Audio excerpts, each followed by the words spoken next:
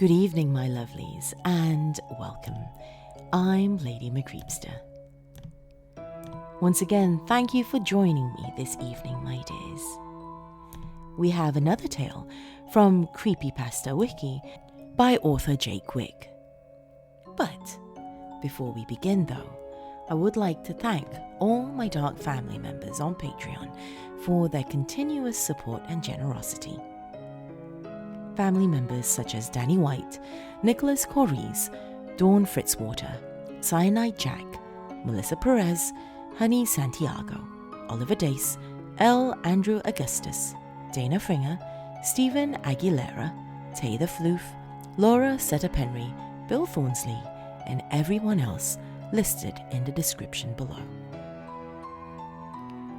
If you would like to join these awesome ghouls and support this channel and podcast for as little as $1 a month or just $12 a year, go to patreon.com/LadyMcCreepypasta for more information. Every little bit really does help keep this podcast and YouTube channel going. And now though, my dears, it is time. So come, lean in closer, and we'll begin.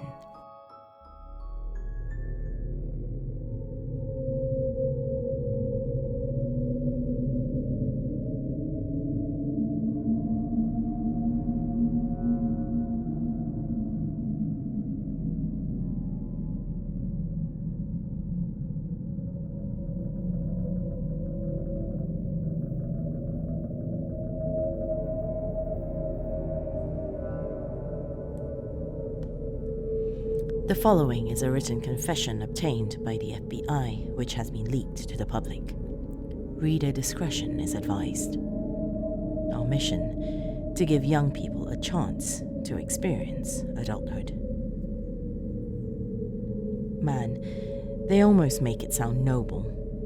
That's what I thought as I scrolled through the About section of IDLore.com, a site based in China, I believe, that sold fake IDs like hotcakes. It was surreal looking at something like this, some site that sells phony driver's licenses to kids with inspiring sales copy. I was 18 at this time, and 4 of my friends and I wanted to get one of those group deals on fakes. $60 per person, something like that.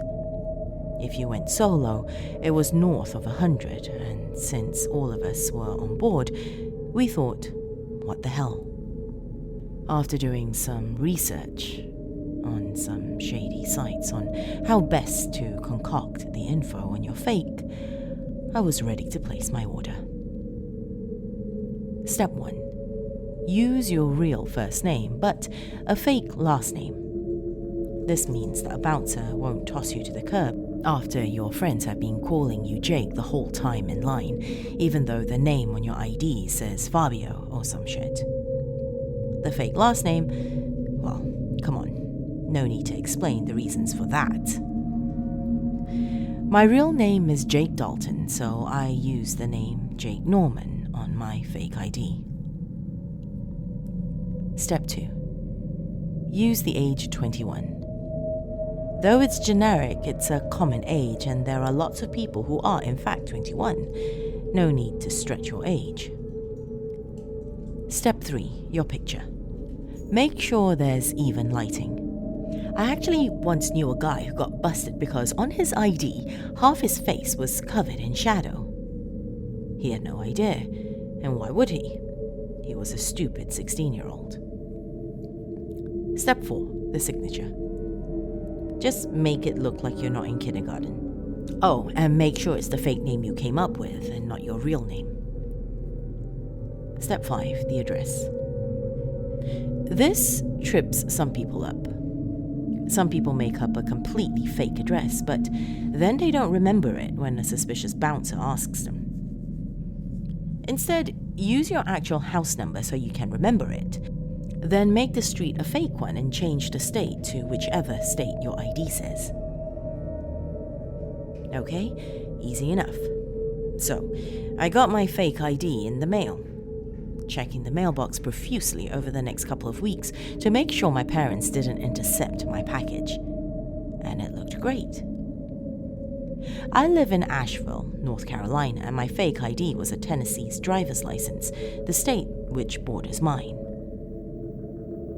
I live at 308 Blackbrook Lane, so the address on my ID was a place in Tennessee called 308 White Brook Lane. Easy to remember. My friends and I, or should I say Jake Norman, had a blast that Friday night. We got past bouncers, we bought cases of beer, we got into bars and did shots with our cash tips we'd gotten at work. It was great. My friend Sammy and I were chilling the following day, Saturday afternoon. We were sort of hungover and a bit bored, just watching stuff on YouTube and reading stuff on forums. As we go through 4chan, we come to find that there's a thread for ID Lord, the site we got our fakes from. We decide to click on it, see how other folks made out with their fake ID experiences. There were little minor complaints. The UV is a little high, or the signature looks stretched. There were glowing reviews too. And then we came across something that was a bit odd. There was a sub-thread which was titled, "The address I came up for my ID is a real address? Anyone else notice this?" What followed were half a dozen comments claiming the same thing. Naturally, Sammy and I went and looked up the address I had made up. There it was on Google Maps. 308 White Brook Lane in Tennessee, no less. We thought maybe ID Lord used real addresses for realism, but surely that'd be illegal. I'm no law student, but that seemed like a form of impersonation. But there was one thing that really caught our attention. A few commenters claimed that the houses had money stashed in the floorboards. Lots of it. People came up with theories as to why this might be. The most convincing was that maybe the houses were drug houses used by the same cartel that sold the fake IDs. Well, being broke high schoolers, Sammy and I were soon en route to the address, which was only a few hours from my house. It was sunset by the time we arrived. The house was a 2-story home in the hood, and it had a chain-link fence surrounding the property. A large oak tree stood in the backyard, looming over the house as if protecting it. Beyond that were some woods that stretched on into the next neighborhood over. Sammy and I got out of the car and headed for the property. The chain-link gate creaked as we opened it and stepped through. We walked across the overgrown dandelion-filled grass and went up the doorsteps and opened the screen door and knocked. No answer. We knocked several more times and still no answer. "Dude," said Sammy, "let's fucking go in and look for the money." "Hell yeah," I replied. We went inside. The place had furniture in it, and it seemed as though someone was still living there, but everything was covered in a thick layer of dust, and we were never more than 3 feet from a cobweb, so we were fairly certain the house hadn't been lived in. Still, we had our doubts. "I don't know, man," I said. "We might be trespassing." "Look," said Sammy, "I ain't passing up a boatload of money. Let's tear this place up, find it, and get out of here. No one's lived here for years, look."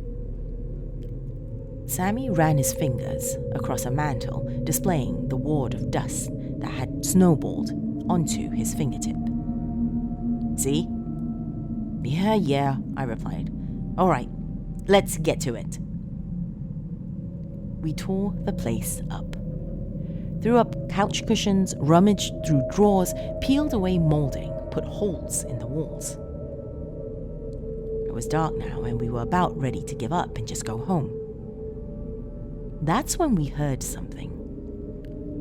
It sounded like a television. "Shit, dude," I said. "Is that a damn TV?" Sammy and I stared at each other with our jaws agape. Our shocked open mouths were pits of darkness. Our eyes were bug's eyes. The sound of the TV was coming from upstairs. "Do you think someone just left it on?" Sammy asked stupidly. "Oh my god, dude," I sighed. "We're fucked. Probably some old person who can't hear a thing." "Only one way to find out." Sammy and I crept up the stairs. Each step creaked, and each time it did, we winced like we'd been pinched. Whatever was playing on the TV was a commercial, but I was pretty sure it was a super long infomercial because it sounded like the same voice had been talking for the past few minutes. We got to the top step and I, at the forefront, peeked around the corner and gazed down the dark hallway. The hall stretched for about 20 feet and there was a door at the end. Blue light flickered beyond it. "The TV, I presume?" I whispered. Sammy and I crept down the hall. "Excuse me," I called. Sammy shushed me and slapped my shoulder as his eyes went wide. "What the hell are you doing?" he hissed. "We're really sorry for being here," I said, ignoring Sammy. "We thought the place was empty. We got the wrong house and..." My voice drifted off as we listened for a response. Nothing. We arrived at the end of the hall and pushed the door open. The room was empty, but it was what played on the TV that was truly haunting. On the TV was an OxyClean type infomercial with some guy shouting at the camera in an excited way. "At ID Lord, we value you," the salesman shouted. "You get to create a new you that is of legal age. A you that gets to party with the adults, get into clubs, or order a beer at your favorite bar. Get together for a group purchase and get 50% off your..." Sammy and I looked at one another with big eyeballs. "What the fuck?" I asked. "Let's go," said Sammy. "This is..." We turned around, and there he stood. Or should I say, there I stood. It was me. Even in the shadows, I could see that it was me that stood across from us. Either I had a twin, or something had occurred that was beyond my comprehension. I couldn't speak. I could barely breathe. I went into a state of paralysis by fear.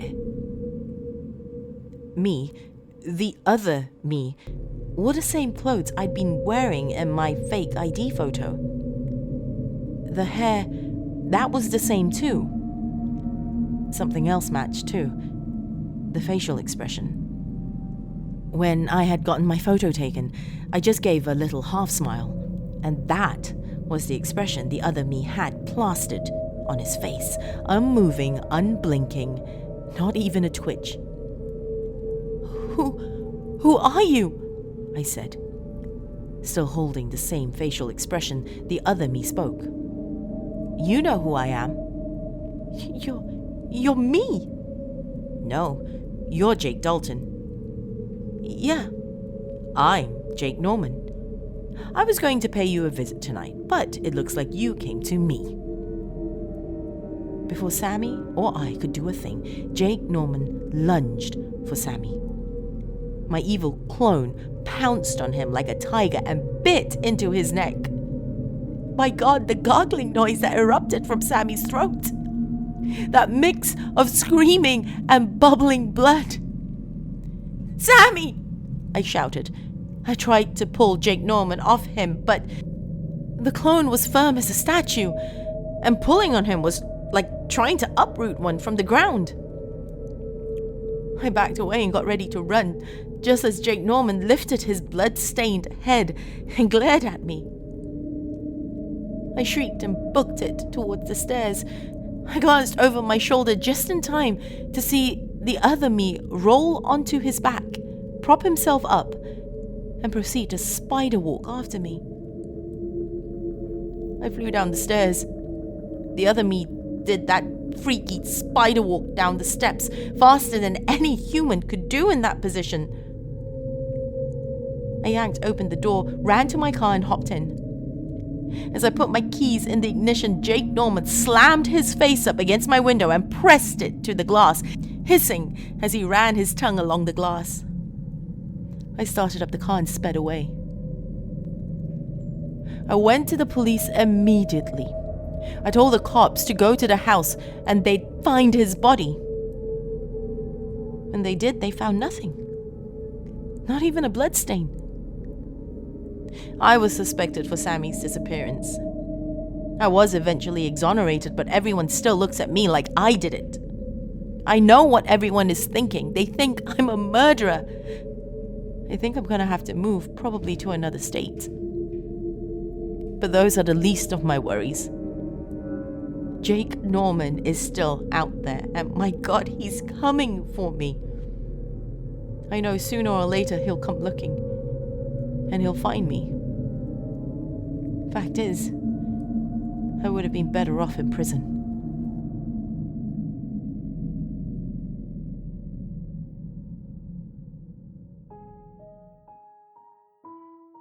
Thank you for joining me this evening, my dears. If you are watching this on YouTube and have enjoyed this story, be sure to give this video a thumbs up and leave me a comment in the comment section below, as this does help others discover my realm as well. If you're listening on the podcast and would like to reach out to me, follow me on social media. I am Lady Creepypasta on Facebook, Twitter, and also Instagram. To those of you who are new to my realm, welcome, my lovelies. Do feel free to have a look around, but before leaving, be sure to hit that subscribe button. Additionally, if you have found me on YouTube, hit that bell icon as well, so you can be notified of new episodes. That is all the time we have this evening, my dears. Till next time, sweet dreams.